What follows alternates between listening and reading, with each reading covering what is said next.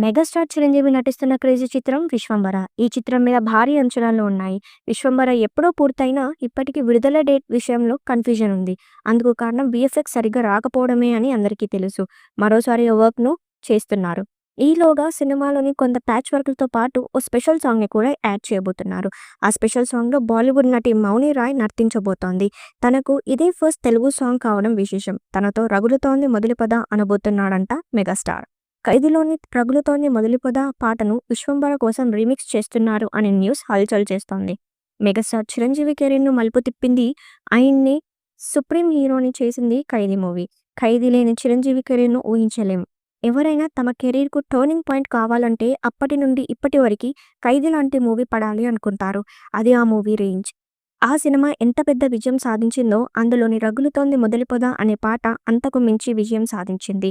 నాటి యంగ్ స్టార్‌గా చిరంజీవి 'బ్యూటిఫుల్ మాధవి'తో కలిసి చేసిన స్టెప్పులకు థియేటర్లు దద్దరిల్లిపోయాయి. ఇప్పుడు 'విశ్వంబర' మళ్ళీ ఆ పాట చేస్తారని సమాచారం. ఈ మూవీ కోసం అభిమానులు చాలా కాలం నుండి ఎంతో ఆతృతగా ఎదురు చూస్తున్నారు. షూటింగ్ కార్యక్రమాలు కేవలం ఒక్క ఐటెమ్ సాంగ్ మినహా మొత్తం పూర్తి అయింది. ఐటెమ్ సాంగ్ చిత్రీకరణ కోసం కొంతమంది స్టార్ హీరోయిన్లు సంప్రదించారు. కానీ చివరికి 'నాగిని' సీరియల్ హీరోయిన్ మౌని రాయ్‌ని ఎంచుకున్నారు. ఈ మధ్య కాలంలో మౌని రాయ్ వరుస సినిమాలతో ఫుల్ బిజీగా ఉంది. 'బ్రహ్మాస్త్ర' సినిమాతో విలన్‌గా ఎంట్రీ ఇచ్చిన ఆమె రకరకాల క్యారెక్టర్స్ చేస్తూ బాలీవుడ్‌లో మంచి క్రేజ్‌ని సొంతం చేసుకుంది.